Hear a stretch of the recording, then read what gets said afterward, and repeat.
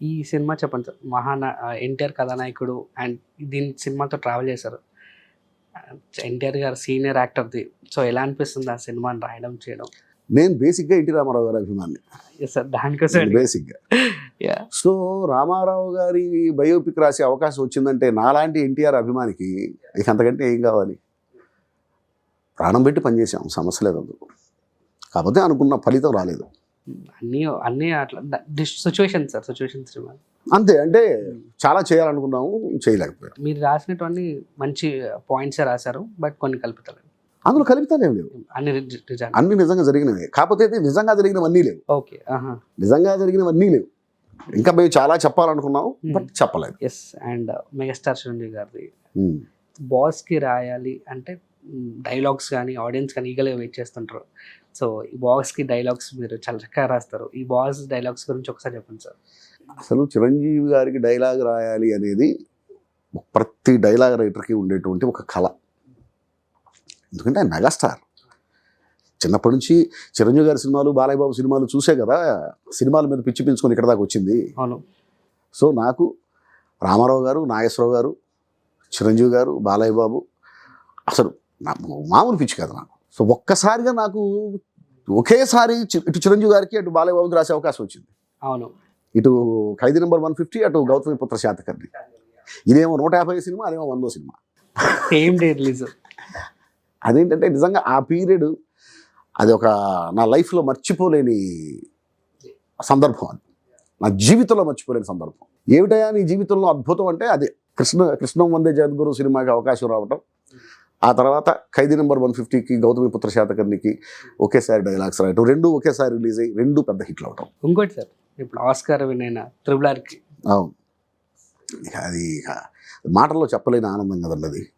అసలు ఆస్కార్ అనేది జస్ట్ మనం ఊరికి మాట్లాడుకోవడానికి మాత్రమే పరిమితం అవుతుంది తప్ప దాని గురించి ప్రయత్నించకూడదు అనేటువంటి పరిస్థితిలో మొన్నటిదాకా ఉన్నాం.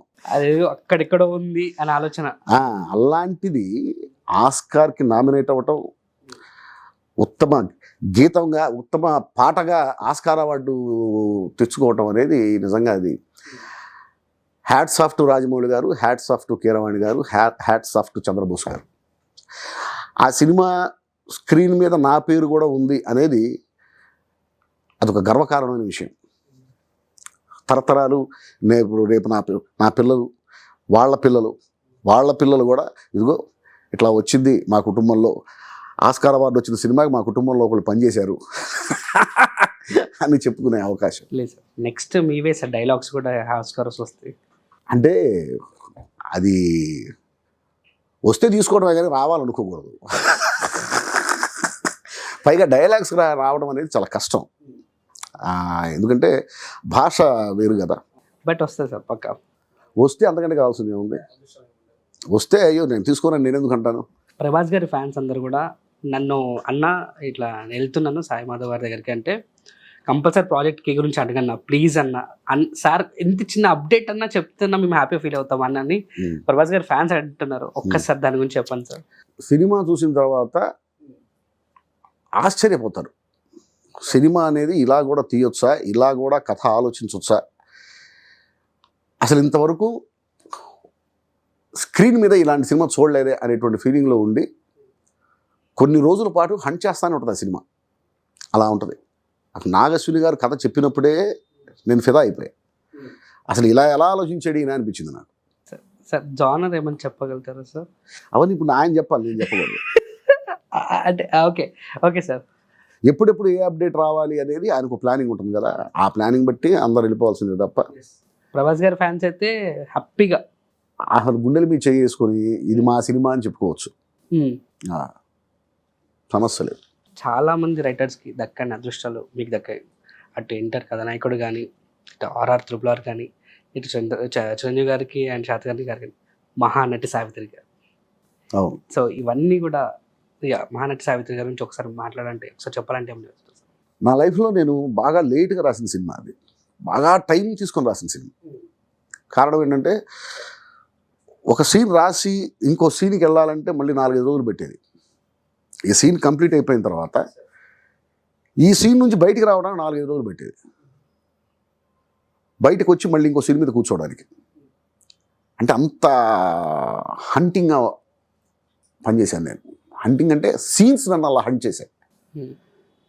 ఆ సీన్లోకి వెళ్ళిపోయి మనం సీన్ రాసేటప్పుడు డైలాగ్ రైటర్ చేసే పని ఏంటంటే ఒక క్యారెక్టర్కి డైలాగ్ రాసేటప్పుడు ఆ క్యారెక్టర్ లాగా మారిపోవాలి. అవును.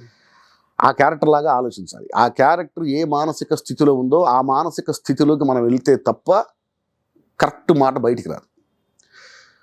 సో ఆ పాత్రల మానసిక స్థితిలోకి మనం వెళ్తున్నప్పుడు అసలు అది వేరే ఫీల్లో ఉంటాం మనం. సావిత్రి గారికి డైలాగ్ రాస్తున్నప్పుడు ఆ సమస్యలో ఉండి డైలాగ్ రాస్తున్నప్పుడు సావిత్రి గారి మైండ్ సెట్తో ఆలోచిస్తున్నప్పుడు ఆ సీన్ పూర్తయిన తర్వాత ఆ కన్నీళ్ళు లాగే కాదు నాకు. అలా రాశాను ఆ సినిమాకి.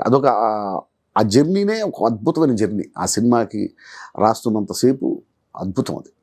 ఎక్సెప్ట్ మానతి కాకుండా ఏదైనా సీన్ రాస్తున్నప్పుడు మీ కలంగోట ఎచ్చుకున్న డైలాగ్ ఏదైనా ఉందా? ఆ సినిమాలో చాలా చాలా డైలాగులు ఉన్నాయి అందులో.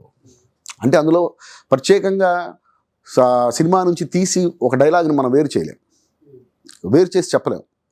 ఆ సన్నివేశానికి అతుక్కుపోయి ఉంటాయి అవి, ఆ పాత్రలకు అతుక్కుపోయి ఉంటాయి. అందులో అన్ని చిన్న చిన్న డైలాగులు కూడా. ఇప్పుడు మీకు సావిత్రి తెలుసా అంటే నాకు సావిత్రి తెలియదు, సావిత్రి గారు తెలుసు.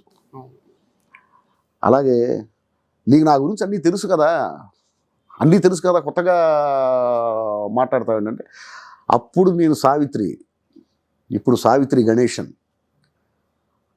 అని చెప్పేటప్పుడు కూడా ఆ మాట చెబుతున్నప్పుడు సావిత్రి గారి మానసిక స్థితి ఏమిటి అని ఆలోచించినప్పుడు వేరే ఫీల్కి వెళ్ళిపోతాం మనం, కన్నీళ్ళు వచ్చేస్తాయి.